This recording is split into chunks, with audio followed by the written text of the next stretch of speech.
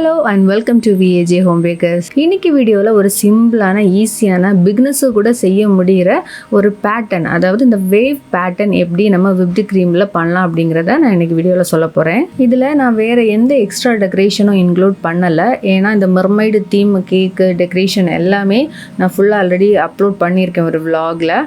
நான் அந்த லிங்க் நான் டிஸ்கிரிப்ஷனில் கொடுக்குறேன். அந்த வீடியோ பார்க்காதவங்களா இருந்தால் போய் பாருங்கள். ஸோ வீடியோவை மறக்காமல் லைக் பண்ணுங்கள், கமெண்ட் பண்ணுங்கள். என்னோட வீடியோவை சேனலை சப்ஸ்கிரைப் பண்ணாமல் பார்த்துட்ருக்கீங்க அப்படின்னா சப்ஸ்கிரைப் பண்ணி சப்போர்ட் பண்ணுங்கள். வாங்க வீடியோக்குள்ளே போகலாம். இந்த கேக் பார்த்தீங்கன்னா வெண்ணிலா டாஃபி ஃப்ளேவரில் உள்ள 2 kg கேக்கு. ஸோ கேக்கு வந்து டாலாக செய்கிறதுக்காக நான் 8 inch டின்லையா 2 டின்ல பேக் பண்ணி எடுத்திருக்கேன். நான் இந்த வெண்ணிலா டாஃபி கேக்கோட ரெசிபி வீடியோ நான் ஆல்ரெடி அப்லோட் பண்ணியிருக்கேன், லிங்க் டிஸ்கிரிப்ஷனில் கொடுக்குறேன். ஸோ இந்த கேக்குக்கு நான் க்ரம் கோட் எல்லாமே முடிச்சு ஸ்டாக் பண்ணி எடுத்துட்டேன். அதே மாதிரி ½ an hour ஃப்ரிட்ஜில் வச்சு நல்லா செட் பண்ணி எடுத்தாச்சு.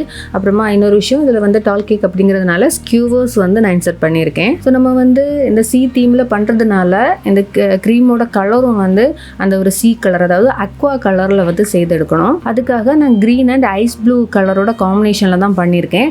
அதாவது ஐஸ் ப்ளூ கலர் வந்து கொஞ்சம் அதிகமாகவும் க்ரீன் கலர் கொஞ்சம் கம்மியாகவும் கொடுத்துக்கணும். அப்படின்னா நமக்கு இந்த கலர் கிடைக்கும். இப்போ பார்த்தீங்கன்னா ஐஸ் ப்ளூ கலர் இல்லை அப்படின்னா ரேடியன்ட் ப்ளூ, அதுவும் வந்து ஓகே தான். ஸோ நம்ம இப்போ எந்த கேக்கில் இந்த மாதிரி பேட்டர்ன் பண்ணுறதா இருந்தாலும் ஃபர்ஸ்ட்டு ஒரு இம்பார்ட்டன்ட் விஷயம் அப்படின்னு பார்த்தீங்கன்னா நம்ம ஐசிங் நல்லா நீட்டாக கொடுக்கணும். ஸோ ஐசிங் நல்லா நீட்டாக வரணும்னா என்ன செய்யணும், க்ரீம் வந்து கரெக்டான கன்சிஸ்டன்சியில் நம்ம வந்து பீட் பண்ணி எடுக்கணும்.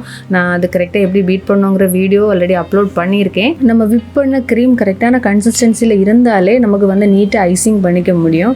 ஸோ பிகினர்ஸ் வந்து இதை ஒன்று கரெக்டாக ஃபாலோ பண்ண பாருங்கள். அப்படின்னா உங்களுக்கு ஐசிங் நல்லா நீட்டாகவே கிடைக்கும். நல்லா நீட்டாக ஐசிங் முடிச்சு எடுத்தாச்சு. இனி வந்து இந்த கேக்கோட பாட்டம் ஒரு ½ லென்த்துக்கு வந்து நம்ம ஐஸ் ப்ளூ கலர் வந்து கொடுத்துக்கலாம். ஸோ இதுக்கு நம்ம ஆல்ரெடி ஐசிங் பண்ணதுக்கு மேலே கொஞ்சம் பைப்பிங் பேக்கில் க்ரீம் எடுத்து அப்ளை பண்ணி விட்டுக்கலாம். ஸோ இது பார்த்திங்கன்னா நம்ம இதுக்கு முன்னால் இந்த ஃபார் லைன் மாடலெல்லாம் செய்திருக்கோம் இல்லையா, அந்த மாதிரி நமக்கு அந்த ஒரு திக்னஸ் தனியாக தெரிகிறது மாதிரி ப்ரொஜெக்ட் ஆகி நிற்கிறது மாதிரியெல்லாம் செய்ய வேண்டாம். இப்போ நம்ம ஐசிங் பண்ணோம் பார்த்திங்களா, இதே லெவலுக்கு வந்து இன்னொரு கலர்லேயே நமக்கு தெரிஞ்சால் போதும். ஸோ இந்த ப்ளூ கலர் க்ரீம் அப்ளை பண்ணதுக்கு அப்புறமா பேலட் நைஃப் வச்சுட்டு ஃபுல் பார்த்திங்களா நான் இப்போ அப்ளை பண்ணுறேன். அந்த ஒரு திக்னஸ் டிஃப்ரென்ஸ் எதுவுமே தெரியாமல் ஃபர்ஸ்ட்டு நம்ம பண்ண அந்த ஐசிங்குக்கு அதே லெவலுக்கே ஃபுல்லாகவே அந்த க்ரீமை வந்து அப்ளை பண்ணி விட்டுக்கலாம். அது மாதிரி இந்த ஸ்க்ராப்பர் எடுத்துகிட்டு அதை நல்லா நீட்டாக ஒன்று ஃபினிஷ் பண்ணி எடுத்துட்டா போதும்.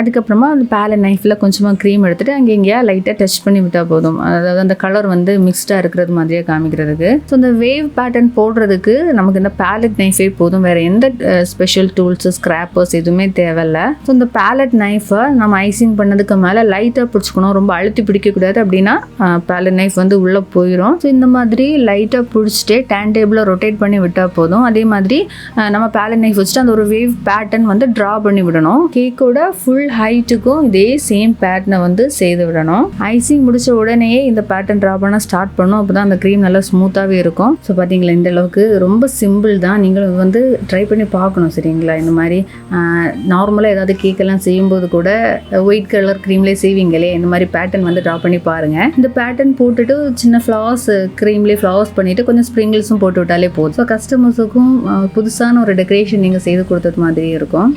அப்புறமா அந்த கேக்கோட டாப்பில் இது வந்து வேவ் மாதிரியாக பண்ணலை, ஜஸ்ட்டு அந்த பேலட் நைஃபை வச்சுட்டு அந்த ஒரு ஸ்பைரல் டைப் இருக்கு இல்லையா, அந்த மாதிரி மட்டும் செய்து வச்சுருக்கேன்.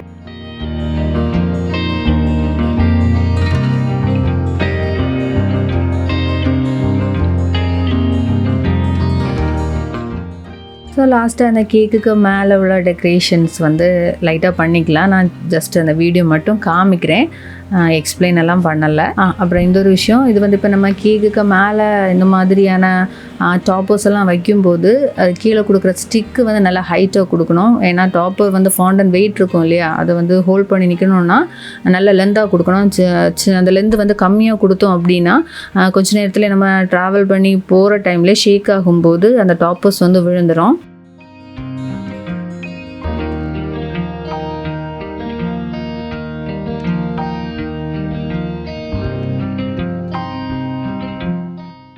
லாஸ்ட்டாக மல்டி கலரில் உள்ள சுகர் பால்ஸை வந்து எல்லா இடத்துலையுமே போட்டு விட்டுக்கலாம். நான் இது வந்து இந்த மர்மைடு தீம் கேக் பண்ணுறதுக்காகவே இந்த சுகர் பால்ஸ் வாங்கி வச்சுருக்கேன். ஓவரால் டெக்கரேஷன்ஸ் முடிஞ்சிருச்சு. எனக்கு இந்த கேக்கு கூடவே 6 கேக்ஸுகள்ஸும் ஆர்டர் கிடச்சிருந்து நான் அதையும் சேர்த்து டெலிவர் பண்ணியிருந்தேன். ஸோ இந்த வீடியோ உங்களுக்கு யூஸ்ஃபுல்லாக இருந்திருக்கும், பிடிச்சிருக்கும்னு நான் நம்புகிறேன். ஏதாவது டவுட்ஸ் இருந்துச்சுன்னா கமெண்ட்ஸில் கேளுங்க, நான் ரிப்ளை பண்ணுறேன். வேறொரு வீடியோவில் மீண்டும் சந்திக்கலாம். பை.